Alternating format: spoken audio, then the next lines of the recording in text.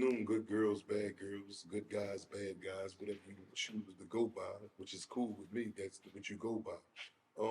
I got a story I want to tell y'all. And stories is like made up and make believe. And but this story right here, this story is nothing but truth and actual facts. Um, I would like to call this segment of mine's "You've Been Warned." You know, I want to warn you guys about some things that's going on in the prison systems. Coming from me, it's called Tales from the Jails, but it's real. It's real life stuff that I'm about to tell you right here. I got my brother with me here today. And, my name is Brahim Jackson. For all y'all that don't know my name, um, I'm going to tell you a few things. This is just an introduction into You've Been Warned. Yeah. So speaking about you've been warned, or like fair warning. What's your message to people, young adults, men, women, boys, girls, who are out here just living life, trying to portray an image of criminality or whatever you want to call it, just living life without a care, thinking that they can just be out here ripping and running, doing anything they want to do without any consequence. What's in store for those people who think in that manner? What's in store for them? I got what's in store for them, and I got, first to start off with, if you can stand it, do it. If you done did it, or if you're thinking about doing it, just stand on what you do. Don't, come crying at the end talking about I ain't know it was this or I ain't know it was that. It's your job to know what you went into. When you go to work, you know how much you're gonna get paid that week or the next week. If you in the streets, you know what come with that. If you selling dope, you shooting guns, you know exactly what come with that. You robbing people, you stealing cars, you know what come with this. And mainly, more so than not, you got death and all that, but largely is the penal system that comes behind that. And when you're in there, you're in there. It ain't no, it's a long, drawn out process, starting from the beginning to the end. God forbid that you get some time. You might make bail, you might get out. You might have to sit for a little bit. It's a whole lot of things, but we're going to start to break it down. These things that I want to talk to you about and make people aware of what's going on. So, what do you think is the reason why people who end up in these situations, as far as being in the penal system or prison, federal, state, county, what do you think is the main cause, or what do you think is the main reason that people end up in these type of situations? The main reason, the core reason, is one, some money. I know it was for me. I think that, and then I think for everybody, I think I'm gonna go ahead out here on a limb and try to speak for everybody. The reason why you commit crime is because you're trying to get a faster gain to success. You know, Committing crime is gonna bring you, some cash that faster than an actual job would do. So that's why this what did it for me. Why I, committed crime, whether it was selling drugs, robbing people, doing whatever it was, that consisted of breaking law to get where I had to go. So it's almost like people are trying to skip the line to get like. Oh, it's not almost. It's nothing That's almost what it like is. that's what it is. What it is. Okay. You're trying to skip past, the slow part because the everyday, the 9 to 5 job, the working guy, that's a tedious job. It's a very slow job. It's a slow progress. It's a slow crawl. Not saying that you can't make it from that. You can, but you got to be patient with yourself and do what you got to do. You got to keep grinding.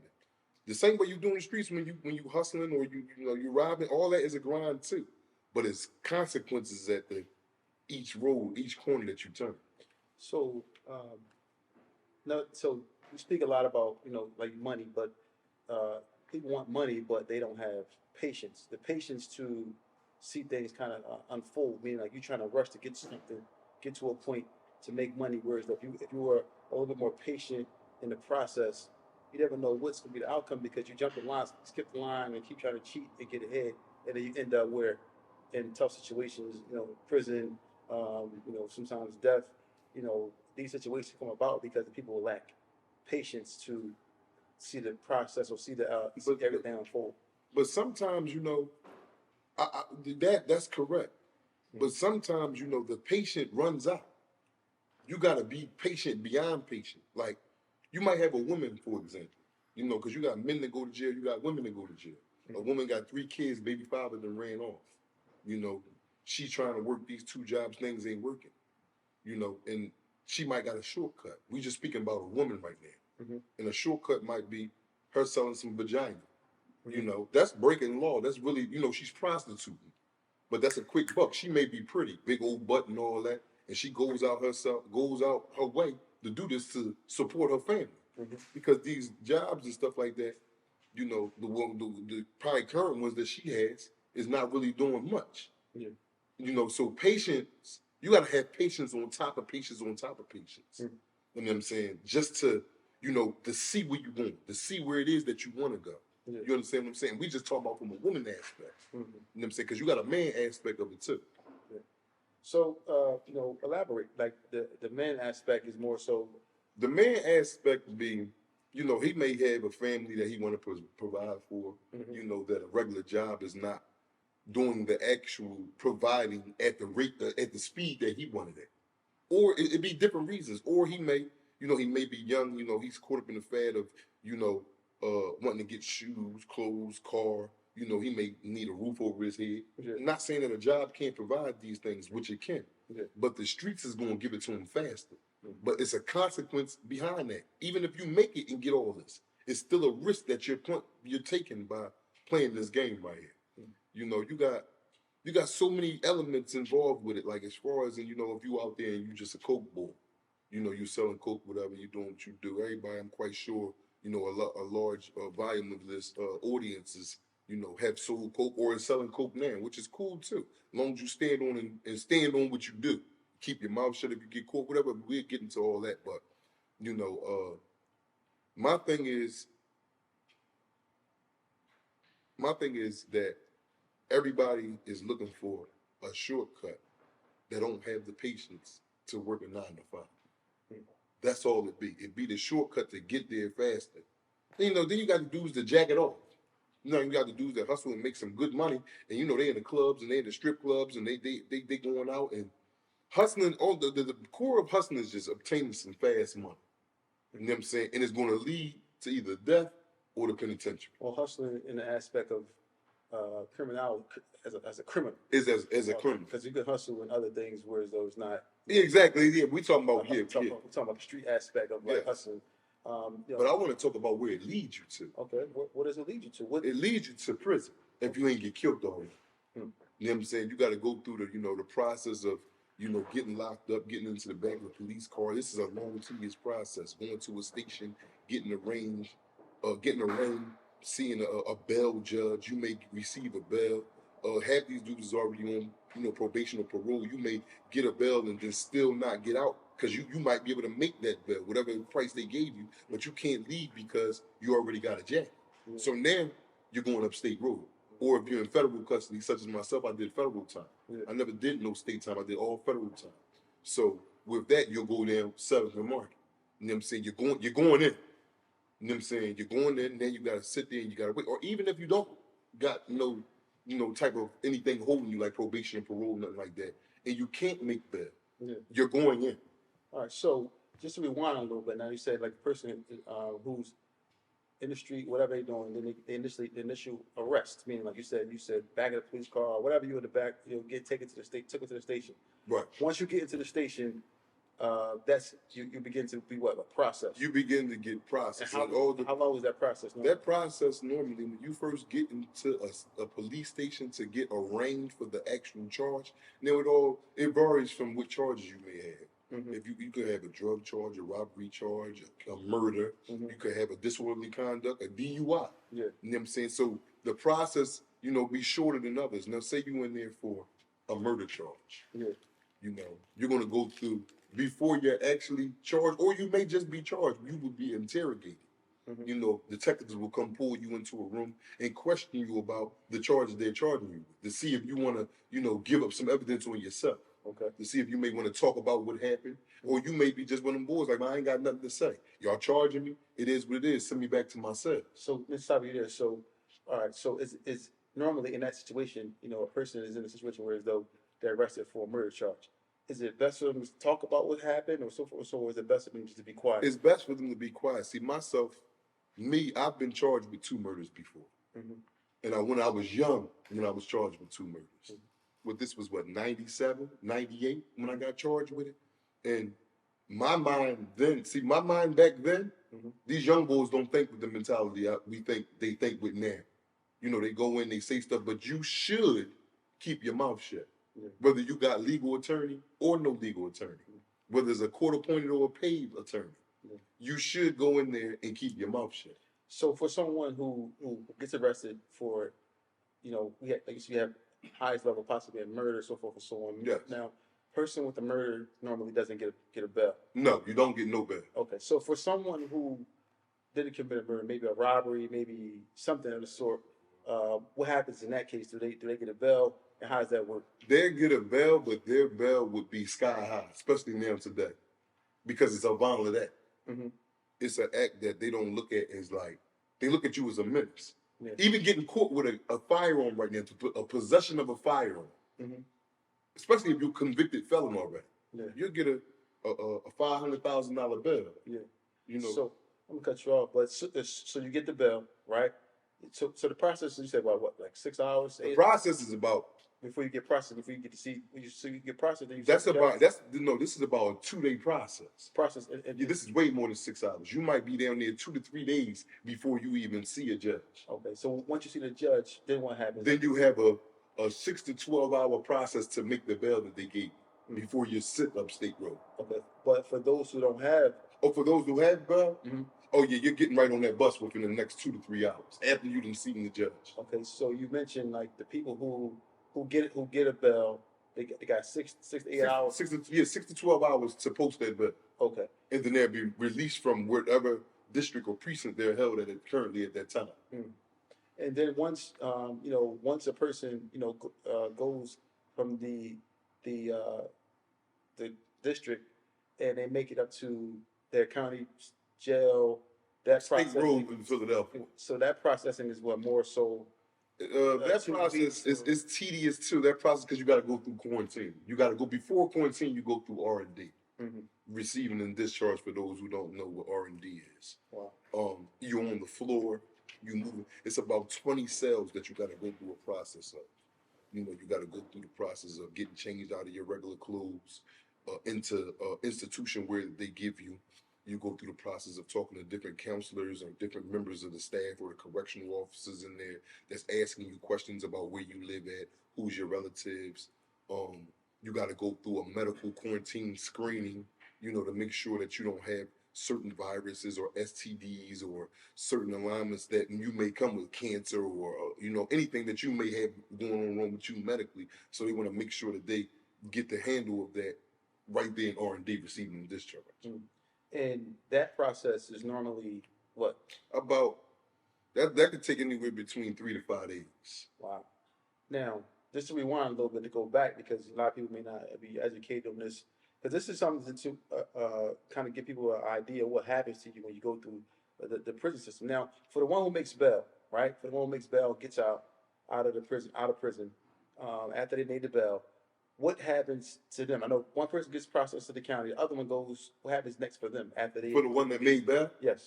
The one that made bail will they will call his name. They will call him by name, cut off his armband, and release him. Once before he's released out of that precinct or maybe even the jail, because he might have made it to the jail before his bail was paid. He will be given a subpoena of when to appear in court. A court date. He has a court date now because he has been charged. Okay. So now, upon release, you're going to have a certain amount of time that you got to be present at court for that charge that you're charged for. Okay, so that one person gets to go. He has the option. Well, he has the option, he's required to appear in front of a judge. Yes. All right, but what about the person who goes through the process and normally would they go to quarantine or they go to quarantine and then they go to quarantine, and after probably about a 15 to 30 day wait on quarantine to see what custody level you are, if you're high, or medium, or low, then they'll decide from there and send you to one of the jails on State Road, CFCF and PIC. It's usually max security county jails. Now, do you get your court date before you get processed or after you fully processed? Oh, you get your court date after your arraignment, your next court date. Okay. You'll get your court date before you even know your bail. So from the county prison system, one person has the option to go to court from the street. The other one has to get transported from the county jail to CJC in Philadelphia. Wow. And which is nor- the courthouse. and normally that first court date, what is it called normally? It's called a preliminary. Mm. It's called your preliminary hearing, and that will be in the first 30 days of your incarceration. Wow.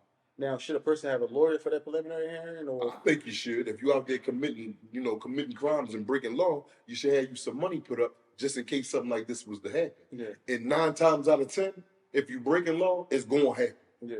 I know you got a cop's got one chance to catch you. Mm-hmm. They only need one time to catch you. Yeah. You got to get if you breaking law, you got to get away every last time.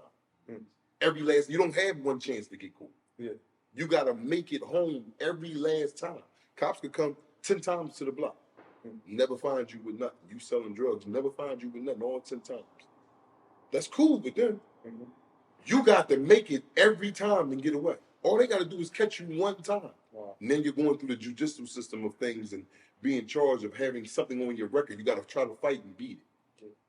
So now the preliminary hearing, I want to educate people what they're going to go through. Like I said, as far as the prison system, I hear on tells from the jails, you guys will understand this.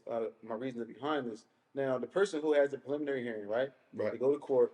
So normally, I'm hearing that these cases sometimes you get postponed, so forth and so on. Now you come in there. For those who come in there without a lawyer for the preliminary hearing, what happens to them? Are they assigned to people? How does that work? Well, it's called a public defender, but in the penal system we call them public dummies because they're not trying to.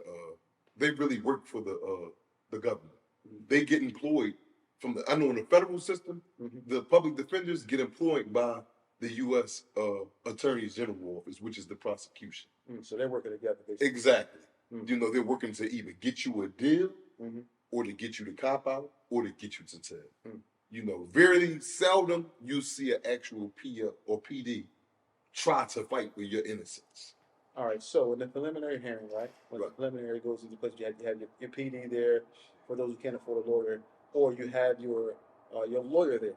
Right. What's the for those who have a lawyer, their lawyer's job in the preliminary hearing is to try to do what exactly? For those that have a lawyer, all depends on what charge you is. The lawyer job is to make you look as though you didn't do nothing they're accusing you of. Because when you're charged, this is an accusation until proven guilty or proven innocent. You're not charged with you did this. Yeah. No, you're charged with whatever they said that you did, and you're innocent until proven guilty. So that's how you're going in there. But for real, you really hit for real. If they caught you with it or said you did it, it's really you got to prove that you didn't do this. Yeah. It's really like you did. All right, so the preliminary hearing goes into effect, right? With your lawyer there, so forth and so on. The lawyer's job is to try to, now I've heard cases where sometimes he would say, "Oh, they threw it out in the preliminary." Right. Normally, how does that happen when it gets thrown? Well, when it gets, because the prosecution don't have enough evidence to move on. It's not the prosecution don't have enough evidence for the judge to see fit to move on to trial. You know what I'm saying? So the judge has to, withhold the evidence, and if the evidence makes sense to the judge of what you're being charged with that the prosecution presents, then he'll move it on to trial. Oh wow! If it don't, he'll go ahead and exonerate you right then and there and throw the whole case out. So for those who, the judge looks at the evidence and says, "Hey, look, this is enough evidence for us to proceed with going to trial." I'm assuming after the preliminary. So normally they'll get another court date right then and there. How does that work? How does the judge come to say, "Hey, this is enough evidence"? Do they listen to both sides? How does that work? Yes, they listen to both sides, and both sides have to paint a picture. Excuse me. Both sides has to paint a picture. You have your attorney painting the picture that it wasn't you that was doing this, whatever you're charged with from the DA. Yeah. The DA gonna come in there, and if you got caught with drugs, they're gonna have the cops there. They said they're gonna put them on stand. The cops is gonna testify to what you had supposedly did with these drugs. If you was caught with it, if you wasn't, how if they saying you sold it, they're gonna have witnesses there, CIs. That mean confidential informant. Okay. Someone that you may have sold to and you didn't know that was an undercover police officer or working with the police. Okay. So all this is ammunition for the judge to make his ruling. Mm. Whether you giving you or your lawyer giving good ammunition to say you didn't do it, or the prosecution is giving good ammunition to say you did. Wow. So the judge makes his ruling off if you go to trial, because you're still not cooked yet, but you're damn near there if he sends it to trial. Wow. So now, trial trial dates. The trial date is normally how far out? Like, you know. Well, you go through process. It's not a trial date. You have motion hearing dates first. Okay. You have this is after the preliminary. You have a motion hearing date. You have to see if you can throw things out. If things you're allowed to file motions to a judge and be like, okay, this was a legal surgery or this and that. You have a trial readiness date to make sure that both parties is ready to go to trial, and then they will all come up with a trial date for you. Oh, wow. But you'll have about 3-4 dates before you have an actual trial date. But let me rewind a little bit too as well. Now, you hire a lawyer for your preliminary, right? Right. Now, normally, is it one flat fee for the lawyer that you pay him? You pay him one time. He handles the trial, he handles motion, everything. He handles the preliminary, everything in one payment. How's that? No. When you hire a lawyer, if I get locked up right now with a gun, I get arrested with a gun. I have been arrested with a gun recently. I'm just coming home from doing a violation, federal violation, because I have been arrested. I'm telling you about what I know from experience, not what I heard. And I'm just coming home from doing a 16-month hit in a federal prison. Yeah. And I got caught with a gun. The gun was state. It was a state case. I took a deal. When you first get locked, I couldn't go home. I couldn't make the bail that they gave me. They gave me a $500,000 bail. I could make the bail if I didn't have a detainer from the federal system. Okay, boom. Moving forward with the question you just asked about the lawyer wanted some money for the preliminary. There is set fees for each stages of your case that you fought. I had a gun case. I went to preliminary. It was a fee for just the preliminary. After the judge held it over for trial, it was a fee besides the fee for preliminary. So it's two different fees now. Okay, let's say the the lawyer charged it $2,500 to $3,000 for the preliminary. If that case does not get thrown out in the preliminary, which mine did, and I paid the money that we agreed to go to the preliminary, moving to trial, there will be an additional fee to the money that he already charged. Wow. So you have a preliminary fee and you have a trial fee. Even if you was looking to take a deal, which I did, I took a deal. I took 11.5 to 23 county time because I knew I was going to be sentenced to a federal violation. And that was I knew I was wrong. I was caught red-handed with the gun on my head. And with that being said, the man still wanted money for a guilty plea. That's a guilty, not fighting. So he didn't want it more if I wanted to fight. So with me going in there saying, Your Honor, I did it, that was mine, where the judge could show me a little bit of leniency, and I owned up to my actions as a man. My lawyer still wanted a sum of money that was higher than what I paid for the preliminary. Wow. So that's a message, for people say crime pays. Crime actually costs. Crime definitely costs. Yeah. So if you out here in the streets and you moving around and you doing all these things and you living life, trying to be a criminal, you have to understand that there's gonna be an opportunity, or there's gonna be a time you're gonna get caught. So these are the things that happen. You get caught. You got to pay a lawyer. You got to go through all these stages, and then most importantly, your freedom is on the line. So now you're going to trial with a lawyer, and we hear that some lawyers are good deal lawyers, and then some lawyers are good at actually what they say, spanking the case. Yeah, spanking the case. That means winning the case. Yeah. So can we can we describe the difference between a lawyer who you say he spanked the case, or a lawyer he got me a good deal? Well, the difference is the lawyer that gets you a good deal is the one that knows how to go in there and make a plea on your behalf to the judge, and it'd be a sidebar. It'd be the judge, it'd be your lawyer, and it'd be the prosecution. And your lawyer is basically leading that group meeting right there by letting the prosecution and the judge know that my client does not want to fight this case. My client is guilty. He knows he's guilty, and he's looking for leniency from the court. Now, there's two ways you can get leniency. You can get leniency by going in there and accepting accountability to what it is that you're charged for, or you can get leniency by going in there and telling on others that don't have nothing to do with what you was locked up for. So, but I'm assuming you don't have any Man, listen. interest in telling on those. The telling ways, man, is one of the worst things known to mankind, especially if you playing in the streets and you know, you out there standing on business and you breaking law. Yeah. If you choose to tell, you out of pocket. Yeah. You know what came with this. Mm-hmm. You know what I'm saying? And it's not like I did 21 years in the federal system. Yeah. Before I just did a year violation. You know what I'm saying? Let me ask you a question. So you just mentioned you did 20 years in the federal system. Yes. Right. Because I don't want to get too far ahead. I know we want to save these for episodes. Yes. Yeah, but I want to kind of just go back a little bit. We can because we get into the point where though people the process as far as what happens when you lose in trial after the deal. So you get so you either get a good deal, or say a lawyer get you a good deal, or a lawyer who can spank the case. Right. So for the person who gets lawyer will get you a good deal, normally that deal can consist of what, a lesser time. A good deal is lesser time. Say your charge holds. Say you got caught with a gun and you career, you court cases before, so your history of being locked up is high. Mm-hmm. And this case that you have getting caught with this firearm, it's a mandatory minimum, meaning you can get only 5 to 10 years. Mm-hmm. They can't come underneath it. They can't go over top of it. Yeah. By you taking the deal, that can bring you underneath the 5 to 10. Wow. By you taking ownership and not making court pay fees of you going to trial and having a jury come or having the judge be on the bar in front of you and ruling over that case, they will show leniency on it. Mm. Instead of giving you the 5 to 10, you may get a 2.5 to 5. You may get a 3 to 6, but it won't be that 5 to 10 by you taking ownership for this act that they're charging you. So once a person say, you know what, the evidence could be against them, or they can feel like there isn't enough evidence for them to be prosecuted.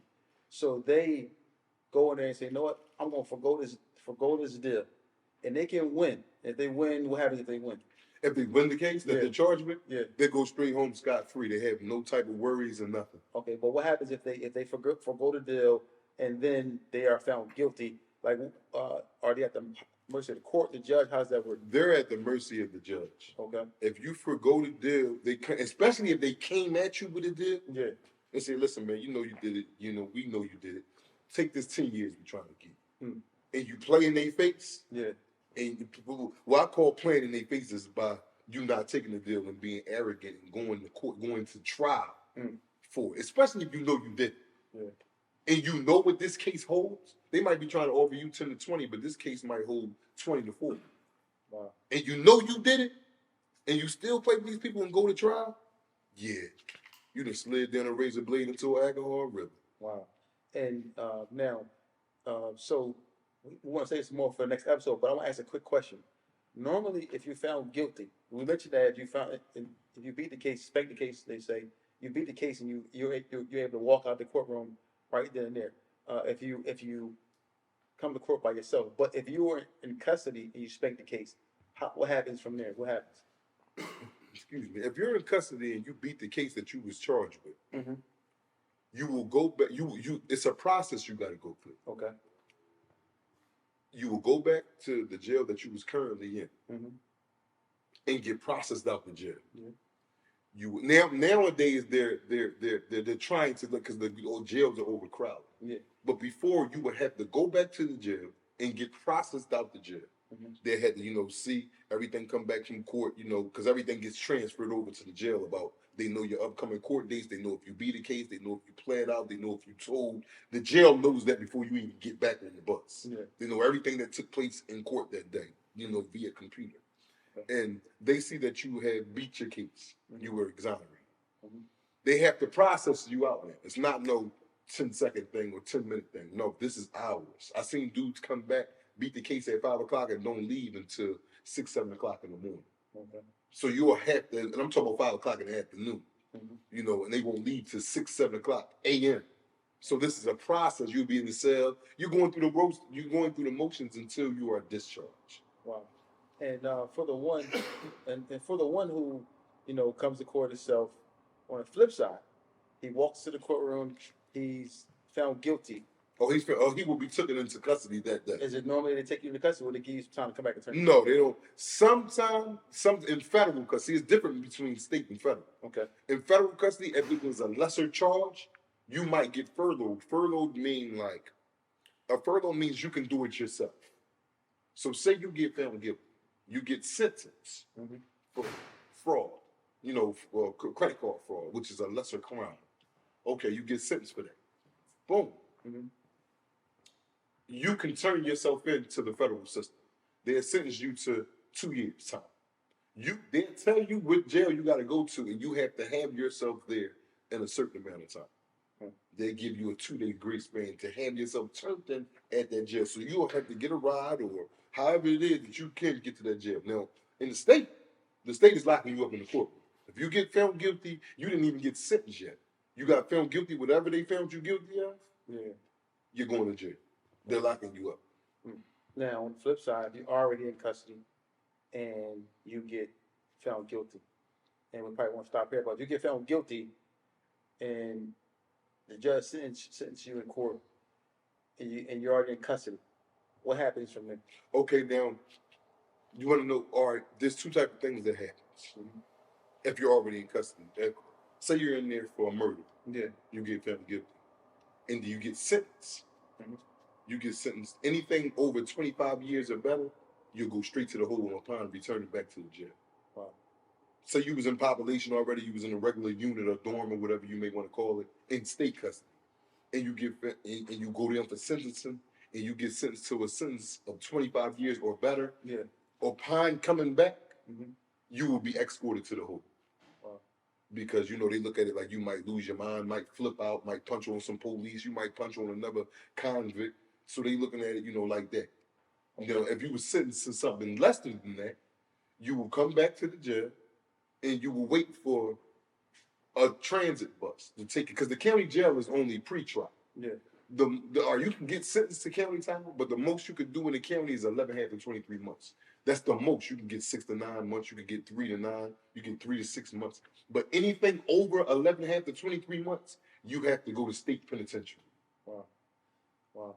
And normally that bus, how often does the bus? That bus how long do you stay in jail? I'm gonna cut you. How long do you stay in jail? And after sentencing? Yeah. No more than 2 weeks. After sentencing, you will be there no more than 2 weeks. And what days do the buses normally come? The buses come on Tuesdays and Thursdays. Wow. So Tuesdays and Thursdays is big for you guys who want yes. in the world, committing crime. So there's a lot of things that come along with that. So, there's gonna be more to come, man. So I mean, yeah, a whole lot more. Days, months, years worth. Yeah. Yeah. So let me ask you more questions before we go. At this time when you are getting sentenced, or you got sentenced, and now you're on your way upstate, whether it's federal or whether it's state penitentiary, however you want to say it. What happens?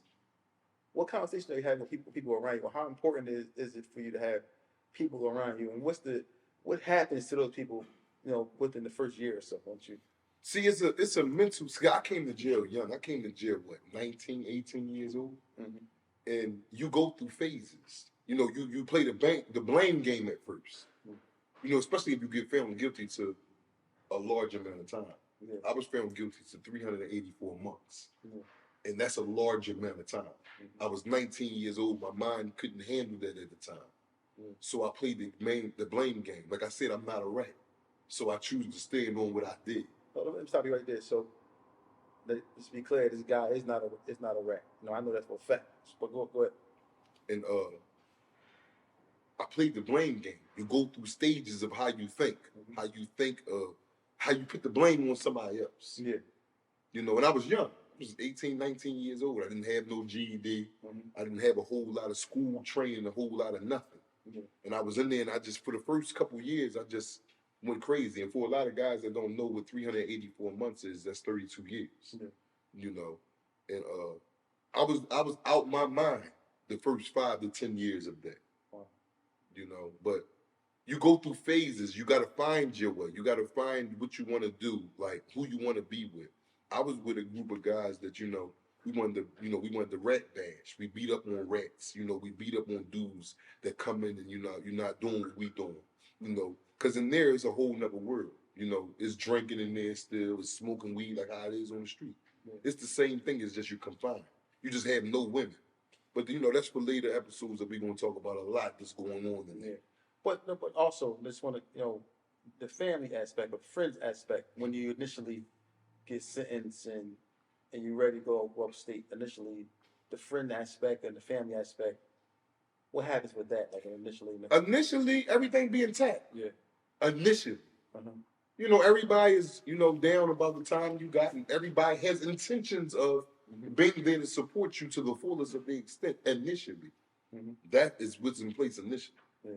But what's to come will be told in a later date. Yeah, for sure. So, yeah, man, this Tales from the Jails, man. Tales from the Jails, man. I'll be back at y'all, you know what I'm saying, every day, until y'all get into what's going on out here in the real world and, what's going to lead you to that penitentiary.